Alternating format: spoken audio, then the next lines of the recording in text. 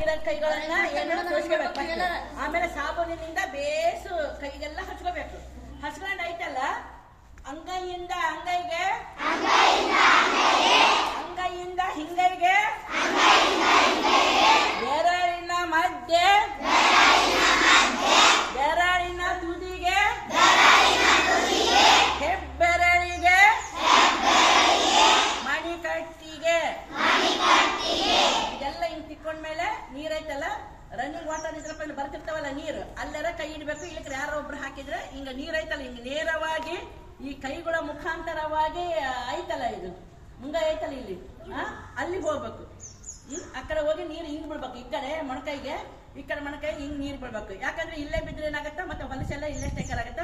ಕೈ ತಕೊಂಡ ತಕ್ಷಣ ಯಾವಾಗ್ಲೂ ಕೈಗಳನ್ನ ಹಿಂಗ್ ಇಡ್ಬೇಕು. ಹಿಂಗ್ ಹಿಡಿದ್ರಪ್ಪ ಅಂದ್ರೆ ನೀರು ಈ ಕಡೆ ಹಿಂಗೆ ಇಳಿತಾವ, ಈ ಕಡೆ ನೀರು ಹಿಂಗೆ ಇಳಿತಾವ ಮೊಣಕೈ ಪ್ರಕಾರ. ಗೊತ್ತಾಯ್ತಾ ಮಕ್ಕಳು? ಈ ರೀತಿ ಮಾಡ್ಬೇಕು. ಯಾರ ಕೇಳಿದ್ರೆ 6 ಸ್ಟೆಪ್ಸ್ ಐತೆ ಅಂತ ಹೇಳ್ಬೇಕು.